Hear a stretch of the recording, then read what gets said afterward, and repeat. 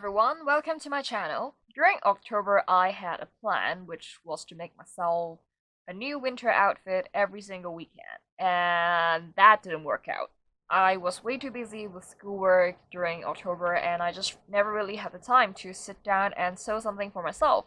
But I have been very hardworking for the past 2 weeks, and this weekend I think I deserve a little break, and I'm going to use this entire weekend to make something for myself. What I will be making is a Regency inspired dress for the winter, using this very thin cotton.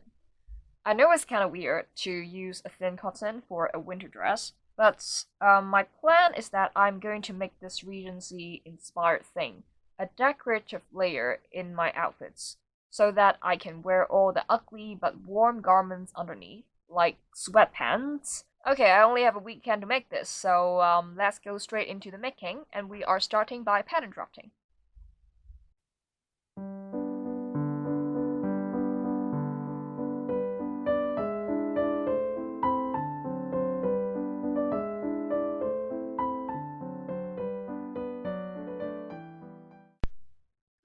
So this is the pattern I have drafted so far. I just want to explain a bit about what's happening. This is the sleeve. It's kind of a normal sleeve actually. So it starts from here and then it goes a bit narrow on the wrist. So nothing really special. On the top of the sleeve head, there will be some pleatings on the back, just like a lot of dresses out there. And these are the upper body parts, boob parts. I don't know what to call them. But anyway, these are the parts, and there are 4 in total, so I'm just going to cut these pieces out. For the dress part, I'm actually not going to draft a pattern. I'm just going to use a very large rectangular piece to make the dress, and perhaps I will put 2 fisheye darts on the sides, therefore I don't need to sew like all the way down on the side seam. Yeah, I think it looks like a good plan, so let's cut this thing open and cut the fabric.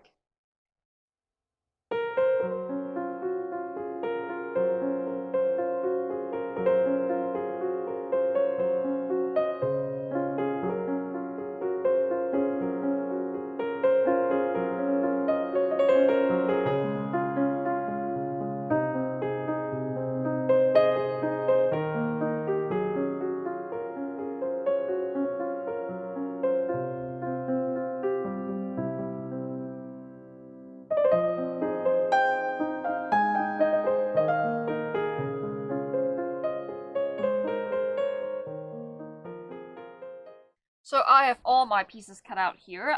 They're a bit messy, but I know which is which, so it's not a big problem. I probably have my front and back and sleeves here, and I'm just going to put them aside. These 2 giant triangles are going to be used to make the decoration part on the front. So last night when I was browsing Pinterest, I saw a dress that was very pretty, and I used it as an inspiration for the kind of design part of this dress. I'm going to put a link down below if I can find the picture, and you can have a look at the dress. It's really pretty. It's a tartan dress as well, and it's just absolutely amazing. But anyway, my plan for my winter closet is that I will make one Regency inspired dress pattern, which is the one I just made in this video, and I'm going to use the same pattern for every single one of my Regency inspired dress. I guess I am probably going to make 3 to 4. But I'm going to make each one out of different fabric and put a little bit of different design on each one of them. So they're all Regency inspired. They have basically the same silhouette, but they will look quite different, I think. So these triangles will be sewn together, and I'm going to cut a bunch of bias strips on them to make this sort of pleated effect on the center front, and I think it will be marvelous. And I also want to show you my lining. These are my linings. So my plan is to finish the outer layer, the tartan layer of the dress first, and then attach the skirt panel, and then attach the sleeves, and then finally I will sew the entire lining layer and then attach this lining layer onto the dress and kind of just sandwich every single raw seam into the lining and the tartan, so the entire thing would be perfect with no raw seams. But anyway, let me talk about the lining, because this is my favorite lining. On suits and jackets, I prefer something like a Japanese bember, because those are the most amazing lining you can ever get on a jacket or a suit. But on dresses or on something that is absolutely sitting right on your skin, because when you're wearing a suit or a jacket, usually you wear a shirt underneath, so Bamberg would do the job perfectly, no problem. But on something that would sit on my skin directly, I like to use a cotton satin. This is probably the most luxurious, soft, smooth thing you can ever put onto your skin, and it's way cheaper than a silk satin, which makes it perfect for me because I am broke. But one thing about it though is that cotton satin tends to wrinkle like crazy. So this is something I would do, is that I would put some fusible interlinings behind it. I'm not absolutely comfortable with this thing though, because I mean it's glued. These two layers are literally glued together with fabric glue or whatever that's happening on the interlining, but I don't like putting horsehair canvas into this as well, because that is way too hard. And sometimes the canvas could be a bit coarse, so some fibers would actually poke out from the satin. I learned it the hard way, trust me. And it's going to make you extremely uncomfortable, so I just compromise, and fusible lining is usually what I do. Anyway, after you put some fusibles on the back, it's the most amazing lining ever. It's comfortable and it's super smooth. So after you put on some interlining, it's actually quite easy to work with. It doesn't wrinkle like crazy anymore, so that's good. Okay, now everything is prepared. I'm going to start sewing right away. So I think I will talk to you again when I finish the entire outer tartan layer and start adding the bias strips.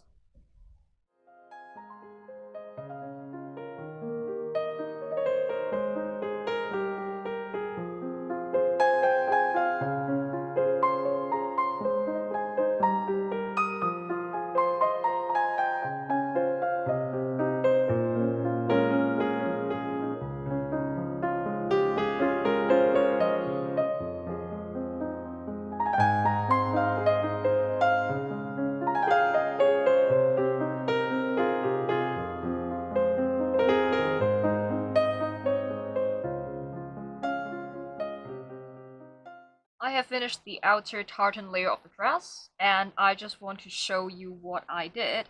So all the pieces are just sewn together on the top, and the seams are pressed open, and this waist or under bust seam is pressed upwards so that when I put the lining in, it could just sandwich it perfectly here. And these bits are all top stitched, and on the armhole it's also top stitched as well. This is not something I would usually do, actually. I don't really like top stitching because I think sometimes they're just way too obvious and just like in your face, and they're not very pretty. But I have done this because I just want to make sure that all the seam allowances are very stable towards the inside, so that when I am adding the lining, I can sandwich them without leaving any raw spots outside. So this is what I did. And I chose a pink sewing thread, so it's not like horribly obvious, so I'm okay with it. Underarm area, something interesting I added. I added 2 gussets under the arms because I do want a lot of freedom when I'm wearing this dress. The back zipper with the placket because I am not comfortable doing an invisible zipper on something that is so fine. I don't know why, it's kind of like an irrational fear that I always think if I put an invisible zipper on a fabric that is very fine, it's going to rip very quickly because fabric is fine, and if you put an invisible zipper right there, it's going to be pulled a lot and you're just constantly stretching everything and it's going to die very soon. I don't know if that's really true because I've seen a lot of garments made out of thin fabric but they have an invisible zipper. It's just a personal thing, I just don't like to do it, so I use a placket to cover the zipper, and on the inside I actually added some stabilizing tape, aka fusible linings cut into strips, to stabilize the entire zipper area to make sure that this dress can live a very long and happy life without ripping apart. On the bottom, you can see some ripped open seams right here because I was adjusting how long I wanted this dress to be, and I hemmed a little bit, but still it's way too long for me, so I think I will fold it once more, and this would be the hem length that is appropriate for my height. So these are all the things I have done so far, and now the fun begins, because I'm going to cut some bias strips, and I'm going to start decorating the top.